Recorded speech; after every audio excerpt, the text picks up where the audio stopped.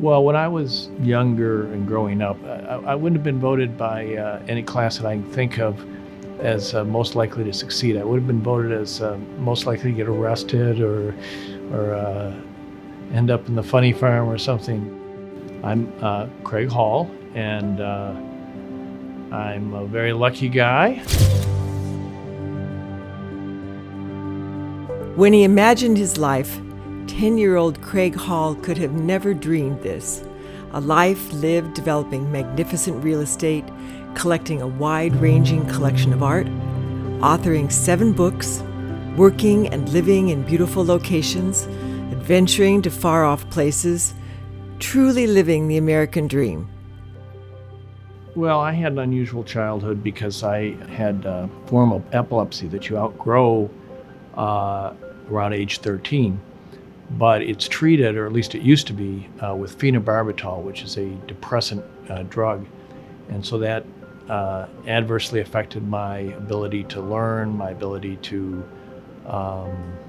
communicate. When I did go off of the drug, I started to change in many, many regards.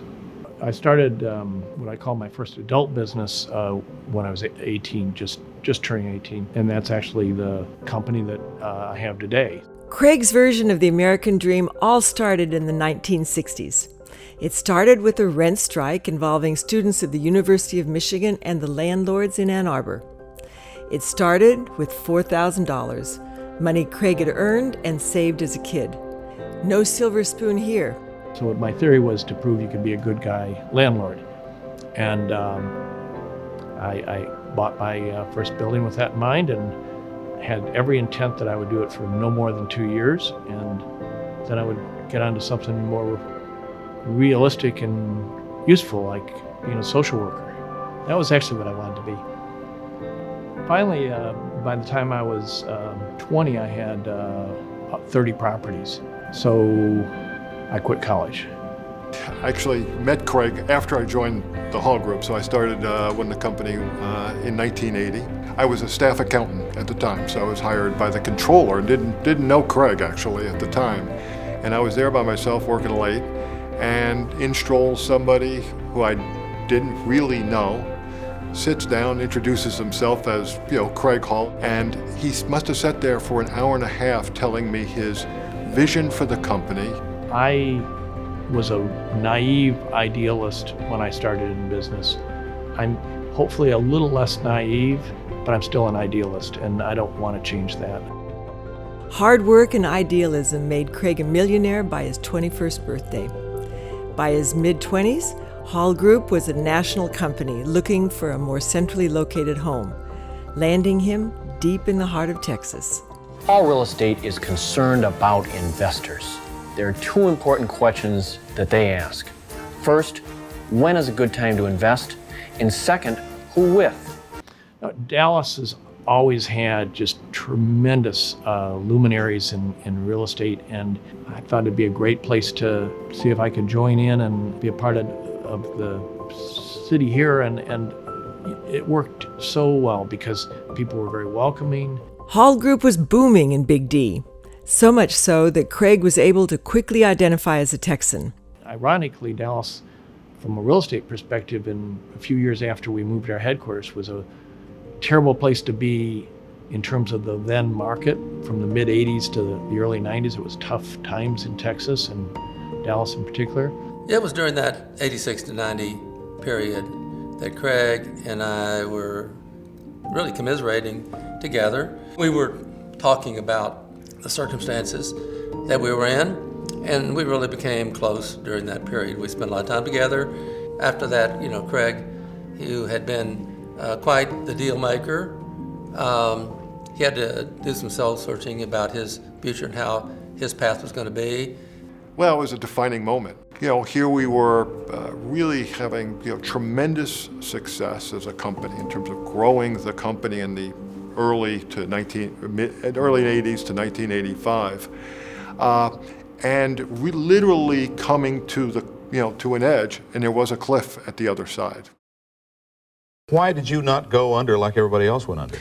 I was fortunate, and I still have problems. I'm not over all the problems. No one in the real estate business is. But if you are honest and straightforward and you try to deal with them, things usually work out. Why we survived that and why Craig survived it is this extraordinary ability of his to deal with issues head on. We learned to be a lot more cautious and careful about how we are dealing with liquidity and financial matters, and we're very detail-oriented. We always were, but I really don't care about being big today. I care about being profitable and strong financially and having a good time and treating people the same way. I always cared about that. I think Craig is an incredibly creative person. He's not creative, though, without a depth of knowledge. So he knows the marketplace, he understands development, he's got experience, and when you put that insight of creativity with the base of knowledge, then what you do get is a visionary who delivers. Today, Craig's developments are much more than bricks and mortar. A central theme at his buildings is his love of art. Some art for a building, some art before a building. He's an avid art collector who doesn't buy art because it's famous, doesn't buy for ego. He simply buys art that moves him and that he thinks will move others too. The Hall Office Park unveiled its Texas Sculpture Garden today. I buy art almost every week. My wife and I bought, for instance, this really great piece of art that we then realized, oh my gosh, it's a round piece and it's 16 feet wide. And we thought, wow, we have no place to put it. So I buy art and then I figure out where to put it. Art, in his mind, is a lens for which people can start to see the world in a different way.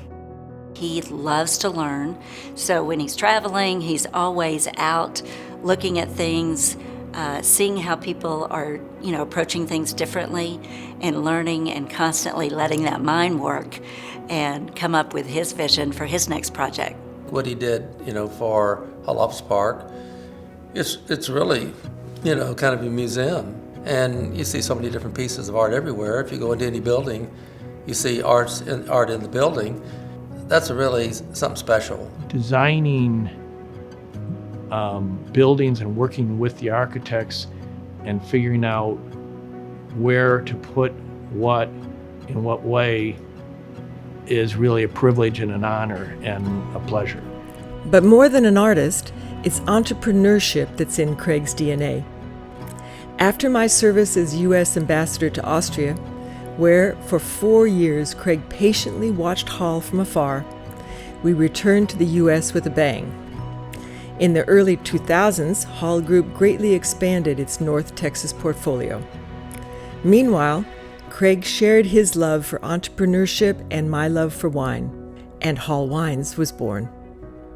Now let's visit a Napa Valley home owned by a couple who've conquered both the worlds of politics and business, but found their true calling making wine. Wife had an interest to have a small vineyard and maybe make a little bit of wine, and then I mistakenly put it on steroids, and together we've really enjoyed building a wine business. We sell wine all over the world, and we have 5 retail locations right now, 3 wineries. Entrepreneur. I think, I think Craig defines himself, as an entrepreneur. You said, what do you do, Craig? Yeah, I'm an entrepreneur, and I don't think it matters, how big the company gets or whatever. He defines himself as an entrepreneur. He's a man of honor, so what he says is what he actually does, and he stands by that word. He will do anything and everything to actually protect his name, the Hall brand. The growth of the economy and of the Dallas-Fort Worth area has really taken hold, and I think people have come to appreciate the quality that Craig Hall delivers.